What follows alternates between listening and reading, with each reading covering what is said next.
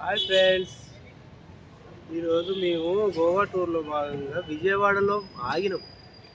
ఇక విజయవాడలో ఉన్న ఒక చర్చిలో రేపటి యొక్క క్రిస్మస్ ఫంక్షన్ కోసం ఇంత మంచి అరేంజ్మెంట్ చేశారు. చూడండి ఎంత బాగుండేటువంటి. ఇది గుర్రం, చిన్న గుర్రం.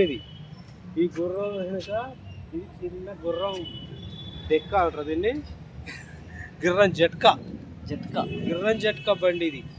దీనికి చిన్న చిన్న వీల్స్ పెట్టారు. ఆ వీల్స్ తోటి ఈ గుర్రం జట్కా బండి ముందుకెళ్తుంది.